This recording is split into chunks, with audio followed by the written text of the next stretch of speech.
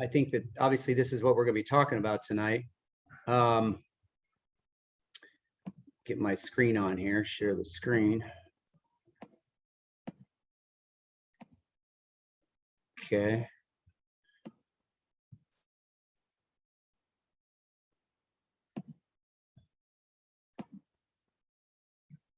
All right. Well, I appreciate everyone coming. Why don't we have a word of prayer? Lord, we just want to thank you, God, for this time tonight. Thank you, God, for those that have come, taking time out of their schedules. I pray, Lord God, that, tonight, hopefully we would, just reflect on issues of ethics and, what you call us to do, and look at ethics from a biblical perspective or from our worldview, the perspective of our worldview. And what I pray tonight, people would perhaps think about some things they've never thought about before, and perhaps, God, that would help them, obviously, to grow nearer to you and help them think about how we act in the world around us. Obviously, we deal with ethical issues every day. We deal with ethical choices. We try to deal with reflect you in our choices and do the right thing. And, it's just, there's so much conflict out there, God, as far as the way people see things and the way they want to approach them. And of course, our worldview sometimes clashes with those things around us, with those issues. And so I pray, God, you'd help us to give us some perspective tonight. And we want to commit this time to you in Jesus' name. Amen. All right. So feel free to say anything in the chat room.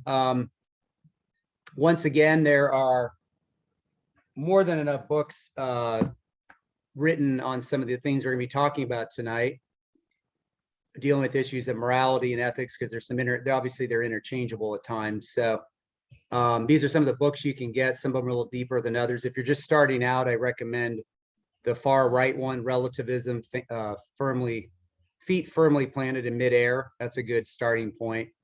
If you want to just do strictly get a textbook on ethics, ethical issues. Oh yeah, these are some other books, by the way. I want to mention these. The blue one's, I'd say, probably the easiest one out of all these four, the blue one on the far side. The Morals of the Story. That's a good book. The moral argument for God, as far as God as a basis for objective morality, is a argument we've used for several years now, and centuries, decades even. C.S. Lewis was one that wrote a lot about that, called the moral argument. He wrote about that in Mere Christianity. But if you want to get some books just on ethics, like ethical issues, like euthanasia, abortion, same-sex relationships, stem cell issues, all those issues, you can get some of these textbooks dealing with some of those issues, especially the two on the far right. One of my professors, Norm Geisler, wrote that one in the middle, Christian Ethics. So these are all good starting points if you just want to go into those choices. I say that one of the far right, Introduction to Christian Ethics, is a good, it's pretty easy to understand. So anyway, so those are some resources to go further if you want. I know probably a lot of you are looking them all up online right now, and you're going to buy them all at this moment, right? You're all purchasing them on Kindle, as some people I know on this call. But anyway, so just remember, let's look at some definitions here. Ethics and morality, sometimes those words are used interchangeably as if they're synonyms for each other. Just remember, obviously they're related to each other, but there is a little distinction we do in defining them. Ethics deals with what we ought to do, our moral obligations, and morality is more describes what we actually do. When we like a moral issue, like if I say people, people are having sexual relations and same-sex relationships. They're having sexual relationships and sexual activity. If I say that's what they do, the moral issue they're doing, that's a moral thing they're doing. I mean, whether you think it's immoral or moral, that's describing what they're actually doing. Ethics talks about whether they ought to do that, deals with what's the ethical system that is giving them the right away to do that, to have the ethical obligation to think they can do that. Okay. Ethics is definitely concerned with what is right. Morality is concerned with what is accepted. Sometimes, of course, in societies, when morality changes or they some things they didn't believe that something was morally acceptable, right? There's been a history where some things were not morally acceptable 50 years ago or 70 years ago or 100 years ago or 10 years ago. Now they're morally acceptable, right? The church was not ready for the avalanche of dealing with the same-sex issue. That was an issue that was not acceptable in Christian ethics, right, for a long time. Now, in some circles, it is. Many circles, it's still not. But the point is, society says it's totally. Most of society, says it's pretty much acceptable, as far as like as far as a secular perspective.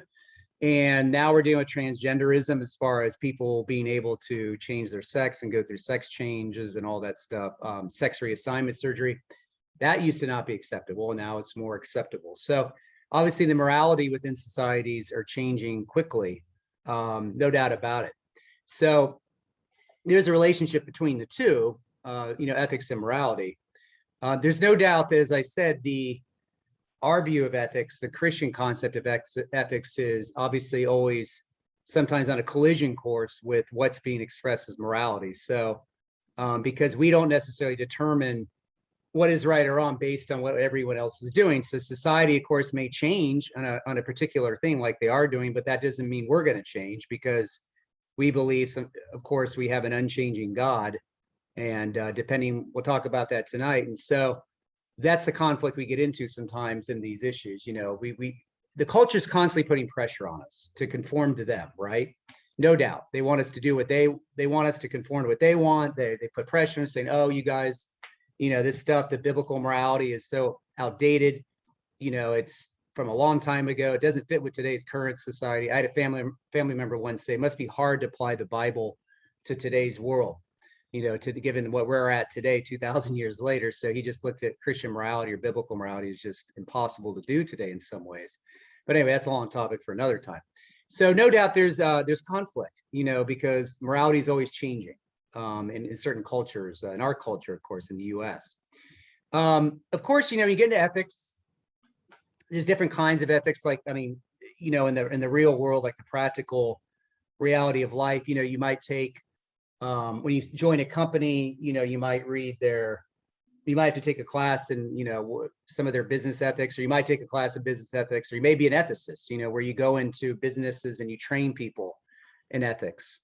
That of course has to do with the corporate world and, certain professions. So there's, of course, biomedical and environmental ethics, of course, to deal with health and, the environment and things like that.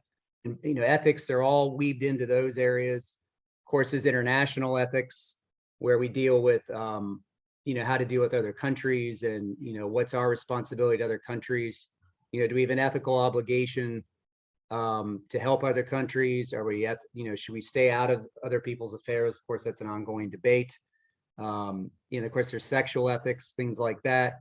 So, there's all kinds of applied ethics. You guys may have been in situations in your company or where you work or in life where you had to make a tough ethical decision. Maybe the ethics of your company, maybe they came out with an ethical view on something you didn't agree with, and you had to take a stand. That's happened, of course, a lot lately with sexual ethics and things like that, still going on. Now it's transgenderism, right? So, these things are going on and on and on and on, no doubt about it. Now, there's no doubt that all of you on this call, including myself, these three issues are part of your ethical system. I mean, everybody has these on a daily basis, and they impact your decisions. You all have moral values, meaning that there's things that matter to you, like moral values like love, justice, mercy. I repeated there, justice. Those are the things that motivate your behavior. They're grounded. They ground our judgments on what is good or bad, or desirable or undesirable. So obviously, if one of your moral values is to love people, or I need to fight for justice for a certain people group, that's a core value of mine, a moral value of mine, and that's going to impact your behavior, right? Your moral duties in the middle here, number two, involves the action where you actually do it, where it's your moral obligation. Where to give you an example, I'm not going to go into it tonight. I'm not going to make it a big part of the discussion. There's too much debate and too much conflict over it. It's just takes too much energy to talk about tonight. But we're dealing with people that think that others have a moral obligation to either, maybe get vaccinated or not. That's an ongoing debate that's just happening nonstop. It's an issue of moral obligation, saying, you have an obligation to do that, or you shouldn't do that, or you ought to do that, or you ought not to do that, right? Or you ought to go into this country and help those people, or you ought to not, you ought to stay out of their affairs, or you ought to help people at the border, or leave or not help them, or maybe, or whatever, the list goes on. So moral duties impact our whole life every day. You guys, I'm assuming you have some moral obligations you follow daily, but they flow from your moral values, right? And then of course you have moral accountability. Number 3, that, obviously I think all of us want accountability for, decisions that are made, right? Because obviously if people just disregard moral obligations, then there's a lot of havoc around the country, which there are today. People are getting shot everywhere. There's no respect. A lot of people are getting mugged and beaten. There's all kinds of things where we want moral accountability. We want people to be held accountable for totally just violating other people's, violating their moral obligations to each other. And we just think that that's wrong. Like you're morally obligated you ought not to punch someone on the street and take their purse, or shoot a police officer, or police officer shoots them, whatever it is. There's so many examples out there. You know what I mean? To treat someone a certain way. We believe are morally accountable to, we want some moral accountability, right? Now, there's no doubt that people all say this at some point of their lives, when we're looking at the news daily, excuse me, when we're looking at the news, we're looking at something on TV like 9/11 or whatever, we see something in our lives, personal lives, we may say that's not fair. I want justice. That's evil. That's not right. That's morally wrong. What the heck is wrong with people? There's no doubt we can find common ground with people, because people say these things all the time. They have a sense that there's a standard out there, right? And what I mean by that is it seems that they all believe some sort of standard is being violated, a standard that measures right and wrong, okay? The question is, when they come up with these statements, well, that's not fair, that's not right, that's morally wrong, et cetera, et cetera. The question is, what is their standard? What standard are they measuring it by? Is it society standard? Is it their own personal standard? Is it a standard above them like God? Is it a country standard, their own country?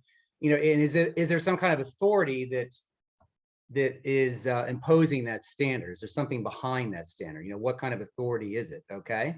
So there's no doubt people believe some standards being violated around them, and they see it all day, or they wouldn't say this thing, right? Or they wouldn't make these comments. Okay. They believe some sort of standard is being violated. Okay. So, and this of course has to do something with what we call deontology, where just 1 second here. I want to go back here for a second. I have to do something. I have an idea. Give me a second here. Let me just do something here. I'm going to get rid of that. There. Now I can talk about this. Sorry, my voice was still on that one. And your ethical obligations are influenced by your view of people, meaning that you feel ethically obligated to treat someone a certain way. We live in a world where people fight for people's rights. We fight for their dignity. We fight for their value. And it's obvious that people think people are pretty important, the way they fight for so many rights and justice and things like that. So people really seem to matter, right? The question is, why do they matter? As I've talked about before in these calls, where does their dignity and value come from? Why do humans matter so much if we're going to fight for them to the death, or fight for them all the time and fight for their rights and dignity and value? It's obviously, if you remove God from the equation, it's really hard to ground any kind of dignity in humans, or any kind of moral value or intrinsic value and things like that. So it has a lot to do with your view of people, of course, your ethical obligations. And a lot of times we might say there's a word we call deontology. That means that it's a study of our moral duty. And we believe it's the view that in ethics that we have a certain duty towards others, okay? For example, you might say, we have a moral duty not to treat humans like this, right? Some sort of genocide. We have a moral duty to treat humans with respect to dignity, right? Of course, that didn't happen there. Same thing with 9/11. We have a moral duty not to blow a plane into a building, right, and kill people. That flows from our, once again, our moral values and our moral duties. But of course, obviously people still violate what we consider, our moral obligations to each other. People do what they want, and they treat people incorrectly. We know that. They don't treat people with respect and dignity. So the point is that we all have we all tend to think that humans have a moral duty the way they treat each other. That goes back to this issue because it's the way we view people. The question is, where does that come from, right?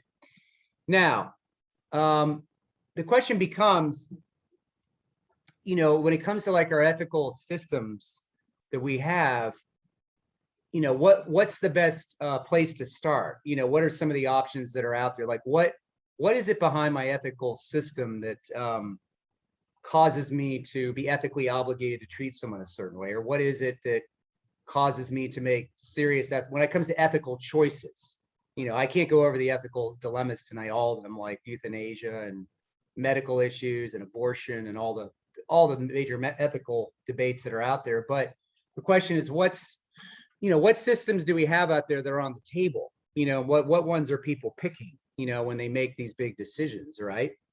So we're going to look at a few, some of these right now. Probably for all of us as Christians, as biblical followers of Jesus, being that he's our Lord, probably believe in what is called some sort of divine command theory. Now, you may have never heard of that, but I think you probably adhere to some kind of divine command theory, because it's the view that that something is good, an action or behavior or choice. It's good because God commands it to be done, or evil because God forbids it from being done. We say it's good to love our neighbors is equivalent to saying God commands us to love our neighbors, right? When you say, well, I'm commanded to love my neighbors myself, that's because that's the second greatest commandment that Jesus quoted right out of Leviticus, right? And so, or it's evil to murder because God forbids murder, just taking a life flippantly or something. Of course, that gets into issues. I don't want to get into war issues and things like that. It's another topic. But the point is that most of us probably adhere to some kind of divine command theory, even though you never may have heard that terminology.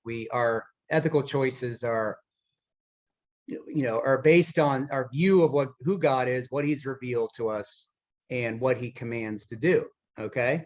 Now, if you want to study someone that's kind of defended this view in a lot of his debates, if you look up William Lane Craig, he's a well-known Christian apologist. He uses divine command theory a lot in his debates with atheists and things about morality and things. So you can look up some of his debates and watch him how he defends it in the public square.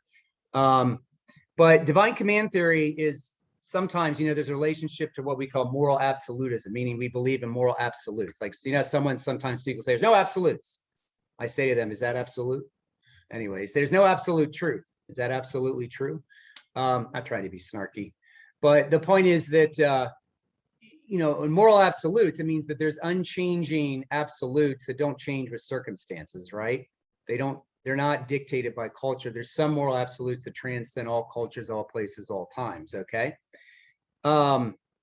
So when it comes to something like this kind of moral ethical system, we believe that morality is grounded in God's nature. It flows from the nature of God. He's a moral being, okay? It's rooted in his character. It's rooted from the nature of God, and he can't do anything that's contrary to his character, okay? So God would not tell someone to, take their two children and put them in the back of a car and just go drive it in a lake and drown them, right? When people say, God told me to do this and God told me to do that, and that totally violates scriptural principles, I can guarantee God didn't tell them anything. So they're either got a problem mentally, or else they've heard something else in their head that doesn't come from God.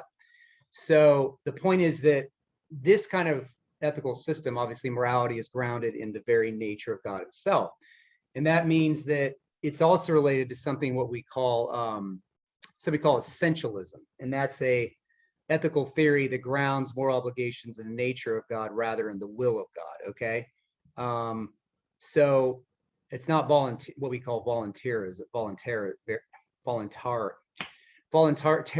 sorry, I'm trying to pronounce this, voluntarism. But the point is that if you're going to have some sort of divine command theory, it's going to be related to some sort of essentialism where the morality you have, the ethics you have is grounded in the nature of God. Okay.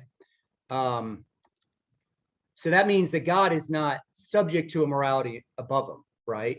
It's not like God is, people say to me, well, then what if God's the grounding point for objective morality, then what's God subject to? Isn't he, he have to submit to something? Doesn't he answer to someone or something? No, because it flows from his nature. There's not some sort of law above God that God obviously has to obey. Okay. Anyway, sounds basic, but some people ask that. Okay, now some people might say, well, if you get your ethical obligations from God, what about the God of the Old Testament? He seems pretty bad. I mean, Richard Dawkins wrote the book, The God Delusion. He wrote a pretty interesting book, but unfortunately, he didn't know a lot about theology, and doesn't know a lot about philosophy, and doesn't know a lot about Bible interpretation. He's a biologist, that's what he is. But he read the Old Testament, said God is just evil. He commands genocide of the Canaanites, and he's vindictive, he's mean, he's controlling. And so, a lot of people had to respond to his book, which was very poorly written in that area, but still there are a lot of responses to it. Some of these books about violence in the Old Testament, I've done that talk too, by the way. I don't know if we've done that on a Zoom call. I think we've talked about it a little bit, but the point is you can get some of these resources. That's been answered a lot too, about whether the God of the Old Testament is different from the God of the New Testament. I've talked about that, and whether, why does God allow genocide of the Canaanites and all that stuff, considering, actually, if you study the Canaanites, you study modern culture, actually the things the Canaanites are doing, they're still here. Everything the Canaanites are doing is still in modern culture. We're doing the same things. There's bestiality, there's child sacrifice, there's the homosexuality issue, all those things are still here today. But anyway, so those are some of the books you can get if you want to go deeper on that. I don't have time to quite go into that. Okay. So also, let's look at something called natural law theory. This is another ethical theory, which is not something that it's something that is compatible with our faith, because in natural law theory, we believe that believes that there's an issue in the natural world without even if you didn't have the Bible, there's some things that you can know are right and wrong just observing the world around you. It's innate, it's intuitive. You just know intuitively there's some things that are grounded in the natural world, and you don't have to necessarily open the Bible to know that. Okay, they're grounded in human behavior. Nature grounds us, okay, itself. Like you wouldn't have to open the Bible, as I said. Now, C.S. Lewis talked about this in his book, The Abolition of Man. Like when he talked about every culture seems to have a concept of murder, killing in war, and other things that seem to be morally wrong. I mean, they all have the same prohibitions about some things, about certain kinds of sexual behavior and how to treat people. He studied all the different cultures, and he said, it seems that this is cross-cultural. Every culture has some of the same moral obligations, moral beliefs, and, kind of like a moral fiber, a moral law, moral code.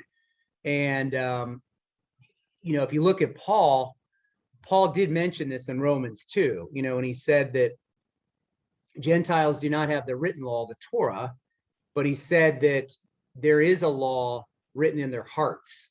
There's a law that God has implanted, like right here in that book, written on the heart, right here. See it right there, the case for natural law. It's right there. There seems to be a moral law that God has placed in the nations, around the surrounding nations, that people should know they're violating some sort of moral law. That's why when you read the book of Amos, where God holds them accountable, they're not Jews, they don't have the Torah, but he holds them accountable for how they're treating others, because the moral law is part of the world around us, and God has given people moral law. They should know it's there. Now, some people obviously don't submit to it, some people ignore it, some people sear their conscience, some people don't care, but it can be very intuitive for some people, and very innate, that they seem to know there's a moral law that they're violating at times. Now, I would say, when I go back to here, talking about this moral law or natural law, I think I start at the beginning, I think that natural law is obvious, because this is why you see people making these comments. When people just look at a certain situation, like 9/11 or some sort of moral injustice, and they say, that's not fair, that's not right, I want justice, that's morally wrong. they just seem to know, and it bothers them, right? Even though they may not read the Bible, even though they may not believe in God, right? That's because there seems to be some kind of moral law that Paul talks about here that's written in their hearts, that Paul talks about in Romans 2 here, okay? So that's, what we call natural law theory. That's compatible with our ethics. There's nothing wrong with that. We also write laws because we know there's, the laws of man. When we write laws for societies, we know there's a proper moral order to the universe. So, where does that come from? What about these laws? We just know we need to, have laws, right? To govern people or to make societies functional, right? So, I think there's some strong evidence for a natural law that's out there. Now, natural law theory, basically, it doesn't always, the way you answer the question, what I ought to do is ask, what is natural? Okay, what is that the natural thing that thing is designed to do? For example, when we get into same-sex debates with people, or same-sex marriage, homosexuality, the debate, obviously, a lot of times is that thing, the way it's set up, is that the natural order of things for two men to do that, or two women to do that? Is that the natural order? It's been revealed in the natural world that your bodies are designed to do that. Is that the purpose or goal, the end goal of that body? Okay, that's why we believe in what's called a telos, an aim or goal. That means that the world around us seems to have there seems to be a certain goal or purpose of things. Like we can already observe that in the natural world. The human body has a goal. It has a certain purpose to it that you can see, that it's not natural for it to engage in certain things because that's not the goal of that thing, okay? So if you want to violate its goal, the goal or the aim or purpose of that thing being the human body, you obviously can hurt your body, right? Hurt yourself, okay? It's so natural law is obviously very has a long history with our faith. There's not necessarily anything wrong with it, okay? So we can use that as well. Now there's another view called virtue ethics. This is where people, just to be virtuous, it's where we develop certain characteristics in our lives, such as goodness, honesty, self-control, certain virtues, okay? And so we can have a good life, a good flourishing life, if we just become a virtuous person, okay? And so people think they develop these things, over time or through experience or something, they're virtuous, okay? And there's been, books written about this, there's nothing necessarily wrong with developing virtues, by the way. Nothing wrong with that. So the issue becomes with virtue ethics is it's not terrible, but it doesn't really provide the starting point for what really makes something virtuous. Like why is that a good thing to do or not to do? What about that virtue, over here? Like why that trait over another trait? So who has the right one, okay? And who defines human flourishing? So if you're going to appeal to some sort of virtue ethics, then you're going to have to, if without God in the mix, not knowing what is right and wrong, not having any kind of starting point or grounding point, then it's kind of hard to, if someone says, oh, I'm a virtuous person, I'm good, I'm ethical, I develop patience and all these things. Well, I develop these traits that I consider to be good. The question is, well, where does that come from? Like where does your ethical starting point come from? Is it your own personal ethical system you came up with? Is it society's? So it's not a bad thing, virtue ethics, but it needs a little more added to it, which I think you need to add God into the mix. Another popular one is called social contract theory, and this is where kind of each culture defines their own morality, meaning that morality depends on location, meaning the Germans have their morality, the Chinese have their morality. They come up with a contract to help people be moral. In order to achieve a good life, the majority of people in a particular culture agree on do's and don'ts. So you might say that, there's American morality, there's German morality, there's Swiss morality, there's Australian morality. It's based on the culture and the contract they have. They say that this is how we're going to form our morality for the people. Very common, very popular view. The problem is that when you get into trying to criticize a culture, when you might say, like back here, that picture of the Nazis and the trial scene, how do you judge a culture as being morally right or wrong? How do you judge the Taliban for what they're doing in Afghanistan as being wrong by our standard, when they think by their culture, they're going by their cultural dictates, what they think is right?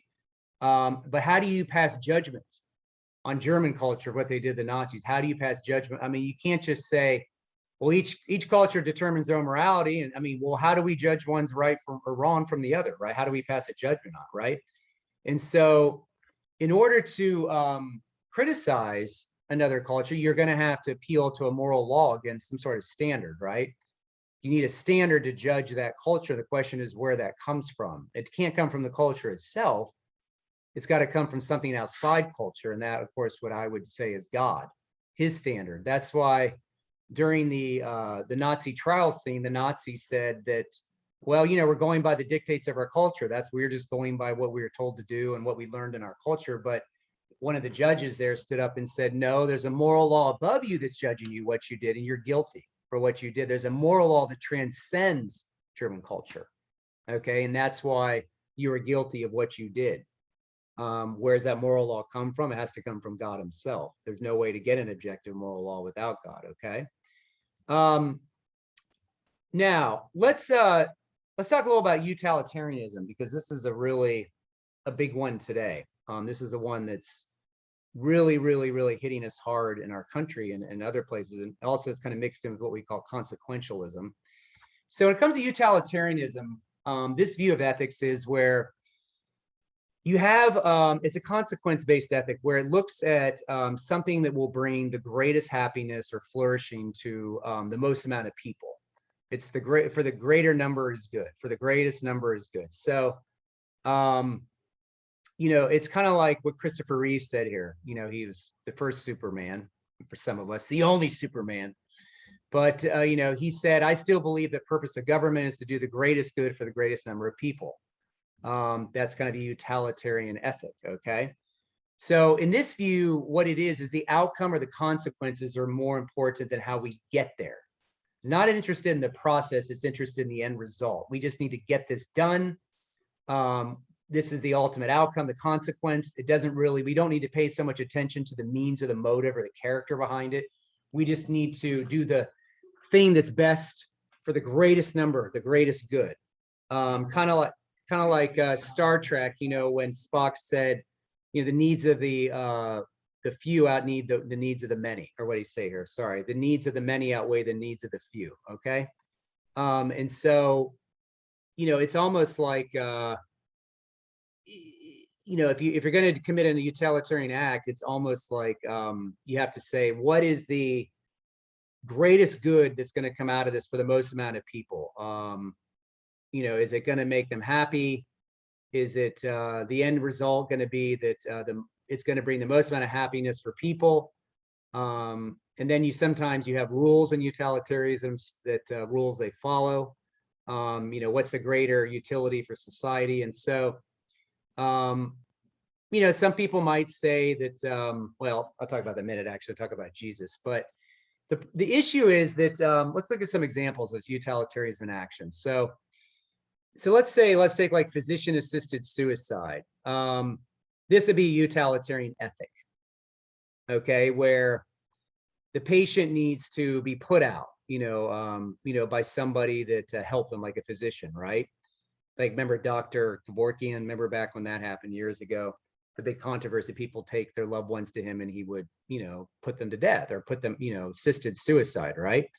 So the utilitarian ethic in action is that what it would do is it saves expense, it saves end of life care. The person is not suffering anymore. And the end goal is that, there's a good outcome, right? I mean, they win, other people win, it saves money, all that stuff. So that's kind of like a utilitarian ethic. Another one might be stem cell research, where, maybe patients could be helped by treatments. But the outcome is that all infertile couples desperately desire a healthy baby, right? That's the end goal. And so the question is whether we, use certain fetuses, of course, operate on certain fetuses or use fetuses, things like that. That's a big ethical issue. But the end goal is that, couples will get a baby. That's the end goal that maybe we research certain, things. And for, like Michael J. Fox, I think there's something he talked about the illness he has. Can't remember what it's called, Parkinson, or maybe it's Parkinson's disease or something. I'm trying to remember. But the point is that sometimes people want to experiment on stem cells, that because they see the end goal, is down the way, they're looking at the end goal. Or, sometimes like back when we justified slavery, in the United States they thought it was for the greater good, the economic benefit that was producing for our country. I mean, as warped as that is, but so we're looking, that's kind of a utilitarian ethic. And then you had the syphilis study, in the 20th century, where they appealed to a greater good, right? The medical benefit to denying treatment of 399 poor Black men in Alabama with syphilis, resulting in the early death of many in the infection of wives and babies. And then, of course, you had the issue with the Holocaust, where the Jewish people were exterminated supposedly for the greater good, for the benefit of the German people, right?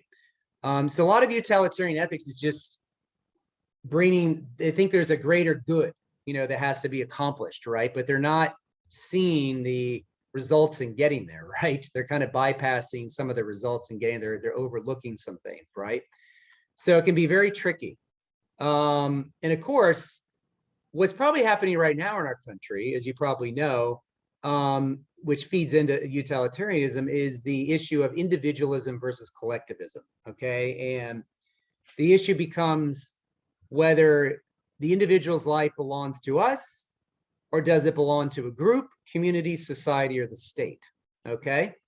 So let me give you a clear definition, it's really important. So individualism,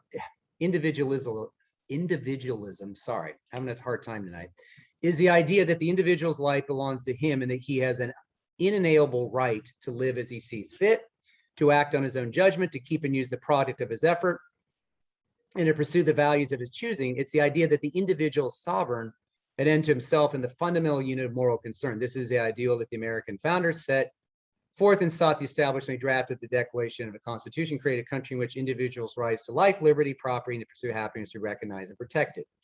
That's kind of a bit, kind of one view of it, kind of like an overview of individualism. Okay, and then collectivism is the idea that the individual's life belongs not to him, but to the group or society of which he's merely a part of. Okay, that he has no rights.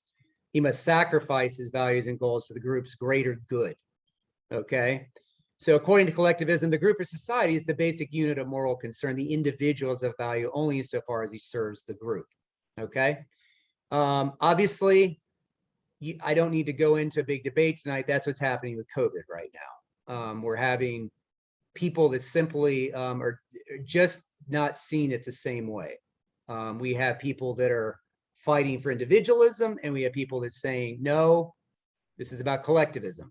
It's for a greater good for the whole, and you need to give up your individual rights and what you want. I don't have time to go into that tonight. I don't want to debate COVID tonight. I do not want to open up a can of worms. The point is that we're seeing that in a lot of places over vaccine issues and things like that. So this is what's happening, though, in our country right now. The individualism and collectivism. My personal view is that we need both. You don't need to make it an either or issue. Obviously, I think that this view still matters. Obviously, I believe in this. Obviously, I believe in that. I do believe, we're part of a group, but I don't necessarily believe that we don't belong entirely to a group, and we have no rights, and the rights we just give up to the group completely. I don't necessarily hold to that. So there's kind of like, you have to take both of them and kind of weigh what's good and bad about them, right? Take away don't make it a binary thing where it's an either or, where you say, oh, I have to be individuals or collective. I mean, I think you could find like some things in both of them that have pros and cons, but there's also negatives. Like I said, pros and cons, yeah, good things and bad things. So, just keep those in mind, that those are the things that really are what's happening a lot around you right now, as you probably know. So part of the problem with utilitarianism is that to have a utilitarian ethic, to try to say we just need to get to the end goal, to see into the future, you can't really assess the consequences of our actions. Sometimes you can't see into the future to know, right? It's a short-term view of saying we just need to do this right now because there's no way we can see the future anyway, right? Now, God certainly can see the future. And, you know, of course, Jesus sacrificed himself for the whole. He sacrificed himself for humanity. He gave up his rights, yes. But in that case, that's because God was the only one that could see the future. He knew the impact of that for the entire future. We're not God, and we can't see into the future like God can, okay? So we don't want to play God, obviously, and see that, you know, try to look around like, I know what's going to happen in the future if we do this, and this is exactly what will happen. Well, a lot of times we don't know, okay? Most of the time we don't know. So we don't always know what the eventual consequences will be. And then obviously you get down to number 3, once again, in utilitarianism, what makes a good outcome so good and what makes a bad outcome so bad? Who defines the good and the bad, right? Once again, we're back to a grounding point of some kind. Where does that come from? And then once again, number 4, you know, why make a choice that is good or bad for society or people? Why, you know, why? Obviously, we're fighting for people right now, for people matter, their lives matter.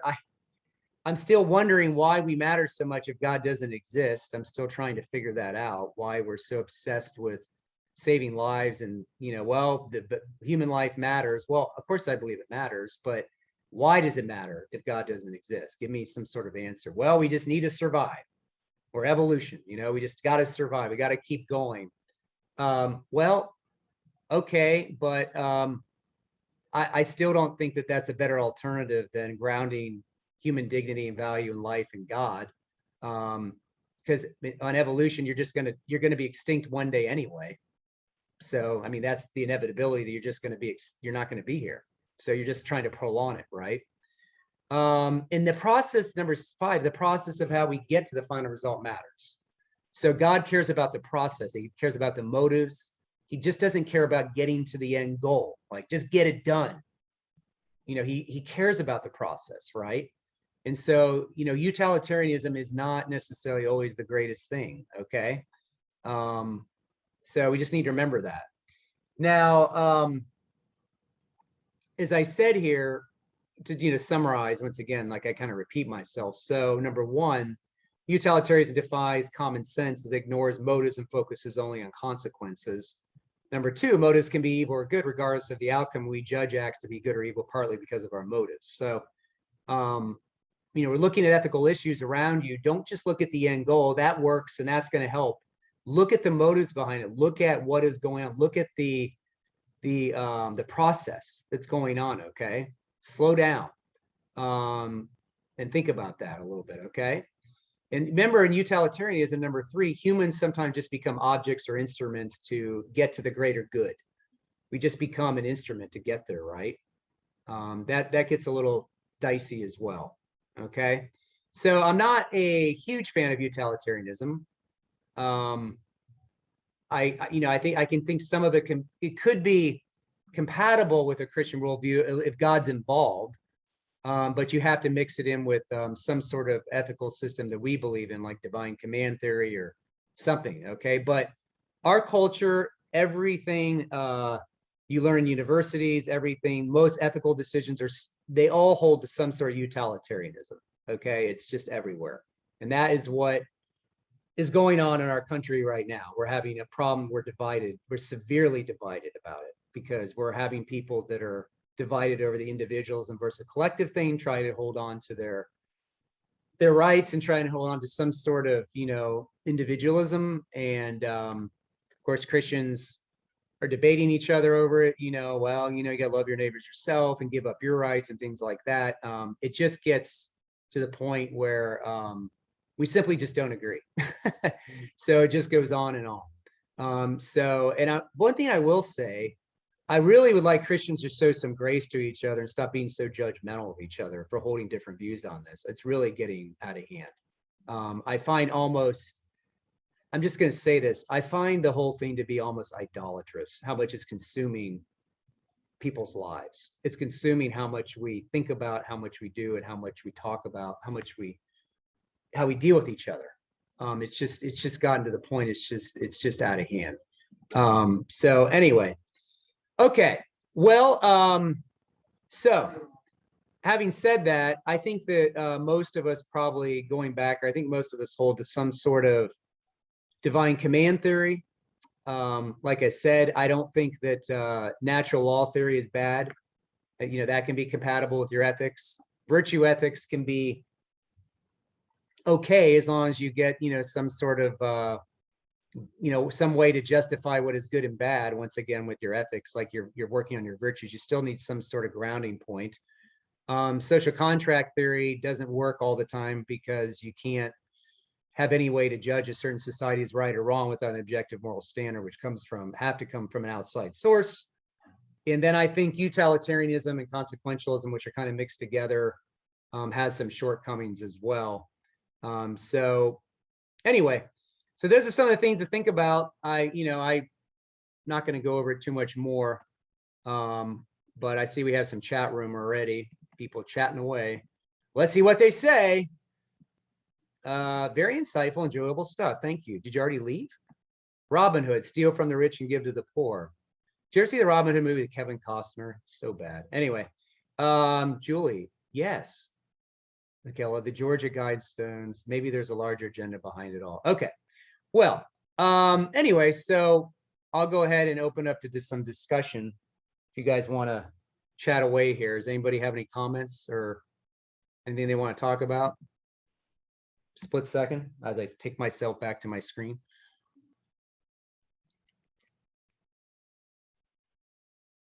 Julie, see here. Okay, regarding Michael J. Fox. Yeah. The yes was regarding Michael J. Fox. Right. Parkinson's. Yeah. Yeah. I think he really wanted, though, he was arguing we need to be able to operate on stem cells or use stem cell research. That was his thing. Yep. But anyway, because the greater good is to help people like him, right? That's the greater good. So see what I mean? Exactly. Yeah. Does anybody see the utilitarian ethic? You know what I'm talking about? Does everyone see that around you? Are you seeing that happening, or do you understand what I'm talking about? Everyone, you can just put like you can go down to your screen here, I think at the bottom, and answer like a smiley face. I don't know. Or something. I hope everyone's seeing that, because that is going on right now all around you.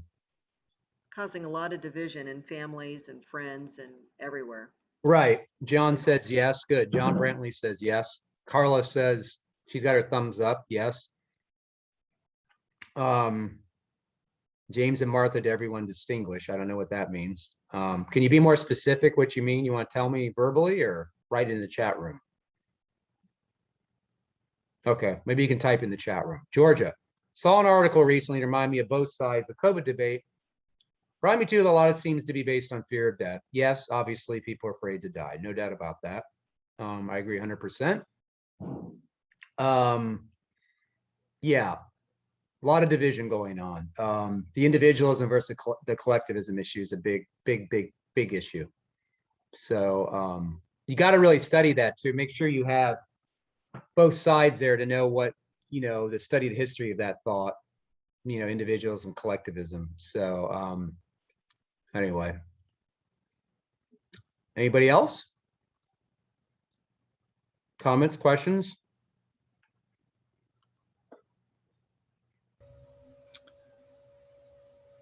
Yes. Angeli, go ahead. Okay. Yeah, you're there. Go ahead. Okay. Yeah. I have a question. You mentioned in the email that we are going to discuss about ethics and contrast it with some other ethical systems. So what do you mean by when we are talking about ethics or morals? So as a Christians, we talk through the Bible, right?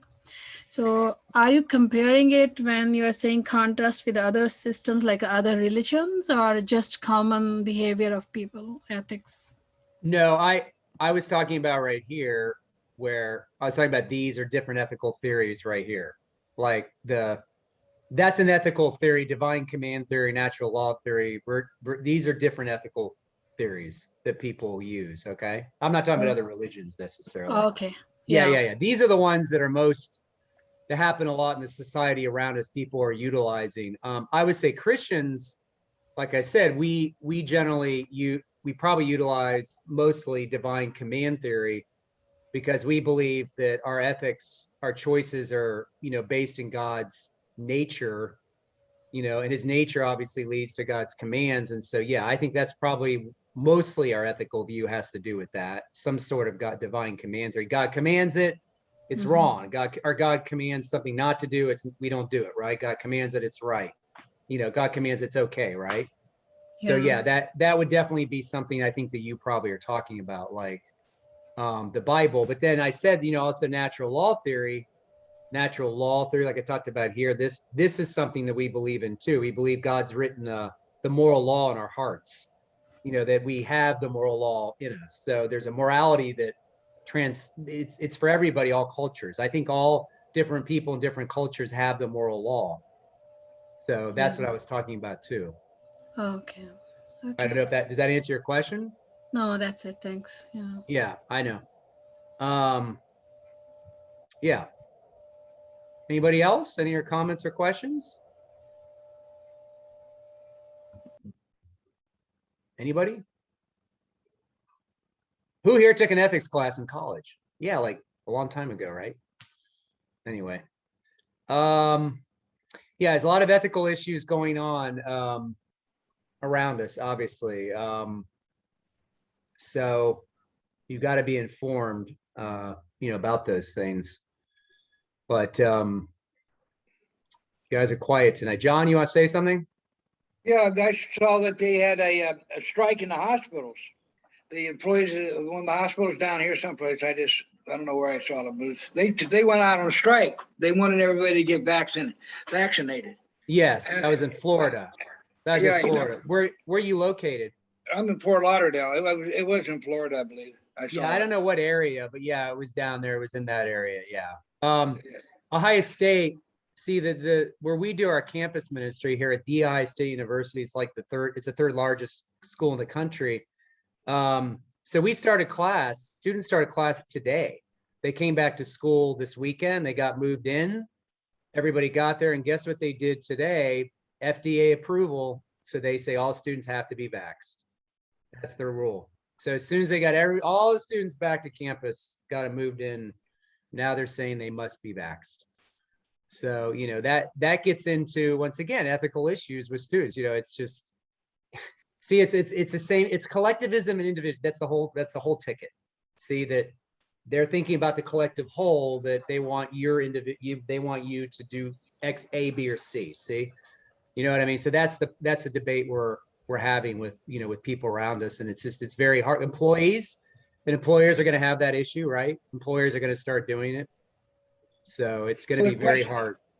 What's that? The question would be, if you're a Christian Scientist, you can't get it back. I mean, they would say it's against their religion. What are they going to do then? I don't know.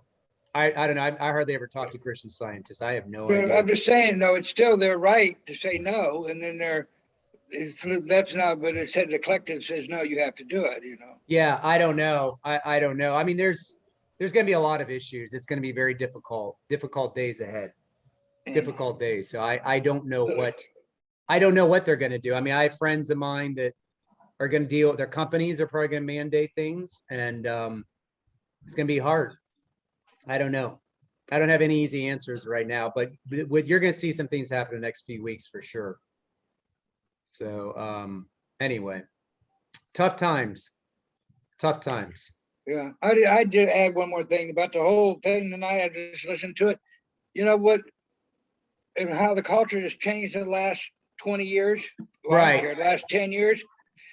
What God called evil, man today calls good. Yep. And what we called evil, they call good, and what we call good, they call it evil. Well, that's been going on, forever. For a while, but there's obviously things that we used to be considered morally wrong. Obviously society has changed. Now society's pushed saying, this is good, this is okay, it's acceptable, right? Right. So they kept pushing and pushing, and then they start legalizing it. They start obviously legalizing things, through law. So it's just, yeah, I mean, it's a rejection of what, what we, what God has said, what we believe the Bible says, it's just gone on and on for a long time. So it's just going to get worse, probably. So I don't know. I think a good quote, I heard a good quote today from Michael Brown. Michael Brown was on one of our calls, two of our calls. He's a Jewish believer. He said to Christians, stop trying to remove all the darkness in the world. He said, that's not going to happen until Jesus returns. Instead, just be lights where you are. So that's what we have to do. You just have to be light where we're at. You're not going to fix the culture. You're not going to change it completely. You're not going to remove all the darkness, right? So, that's what he said. I think that's good advice. Be a light wherever you are, right? So that's the goal. Yeah. Angeli, do you have another question? Yes, I do have. Go ahead. Actually, I just want to talk about, you showed on the PowerPoint, you mentioned about Richard Dawkins. Yeah. So, yeah. So basically, like him, many other people, they also feel when they read Old Testament that God is angry, evil, and a jealous God. Right. So, yeah. So I believe that, I think they are not reading a New Testament, that's why they are not able to compare. So what would you like to say that why people think like this? I think Well, it's not, I did a meeting on this a ways back, the God of the New Testament versus the God of the Old Testament, yeah. whether they're two different gods. And basically it boils down to people don't know how to interpret the Bible. They don't know anything about Bible interpretation. So they just open it up and read a passage and they don't know anything about the context, the culture. They don't know what's going on. And yes, I would agree that they don't read the New Testament as well. They don't know how to interpret that. So my conclusion of that call that we had was that no, God is not a different God in the Old and New Testament. It's the same God, of course. yeah. But they don't seem to care about learning about how to interpret the Bible. And the other thing is, like I said, I mean, they seem to complain how mean God is about judging the Canaanites, but the same sins the Canaanites were doing are in our culture today. We want to go ahead and allow the intentional killing of kids. We want to allow, which is basically child sacrifice in the Old Testament. And then we want to allow bestiality. We want to allow homosexuality. We want to allow all the same things the Canaanites were doing today. And then we, so, it's funny, we complain about God judging that, so it's just an issue. It's just a complete rejection of of the standards of God, but they don't want to read the Bible, interpret it. They don't care. So it's just kind of, I call it laziness. It's just lazy, That's right. Yeah. They just want to comment negative. I think that's the only back of their mind, and they're not reading, I think, in detail. And that's the reason, I guess, that they're just jumping to the conclusion in a very short time. Yeah, it's very, very, very simplistic, and it's not very well thought out. They don't take the time. I mean, when I studied that topic, it took a lot of time. I had to learn, I had to read the text and learn about it. I mean, it takes time, but people just don't want to do it. They just want to, read some little Richard Dawkins quote. Exactly. They don't even know, they never even read the Old Testament themselves. So it's just, it's sad, but yeah. But we can answer those questions. We've been answering tons of them. Yes, that's true. Yeah. But there's Sam. I know he's going to say something. What's up, my man? Go for it. Hey, well, I think part of the problem is, I remember when some of the church I've been to many years ago, then I was a member of it, they taught that way.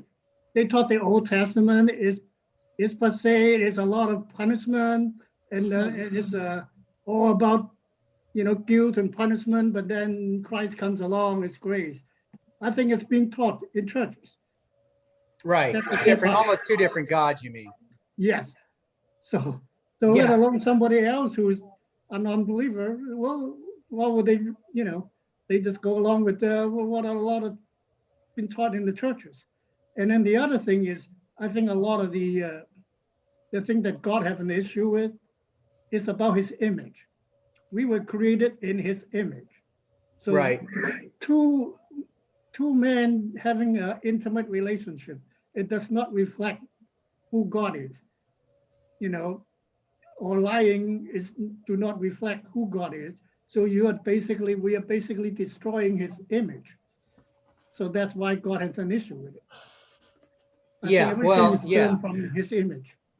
Right. No, and you know, I heard the same thing when I became a Christian in my 20s. Someone said to me that God is always judging in the Old Testament, in the New Testament, he's a God of love.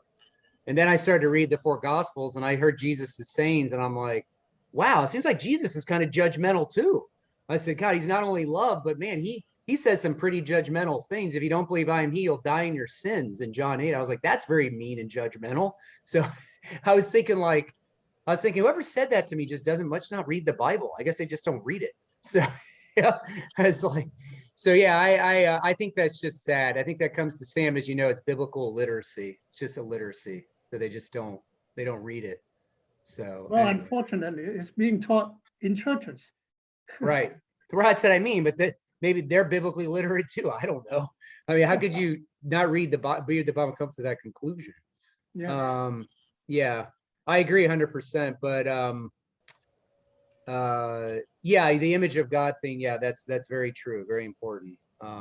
But remember, like I said, though, in the natural law part of the ethics thing, you know, that some things in nature designed a certain way to do certain things. They go in a certain direction, right? Like if I, for example, if I have a broken door and I go up to the hinges and I tell my wife, I'm going to take the toaster and fix these hinges, right? I'm going to pull the toaster out and I'm going to fix these hinges with a toaster. Well, the toaster is not designed to fix the hinges on a door. That's not what it's designed to do. Mhm. So some things in our world around us, as you can see, natural law teaches that some things are designed to act a certain way or do something that's already been revealed, right? So we don't need the Bible necessarily even tell us that. We can just know by looking at things, right? Looking at things are designed to do certain things. So we would say 2 men and 2 women, that's not what their bodies are like designed to do. You can just see the natural function, right? So that's something that is revealed in the natural world. We don't necessarily even need the Bible to open to know that, right? We just can see it. So anyway, but that's obviously something I talk about natural law. Yeah.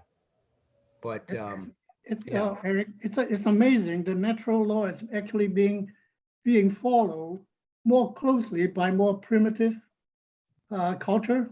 Yeah. The more sophisticated, so that we can rationalize it. The more we can use words. Has to be highly educated in order to change that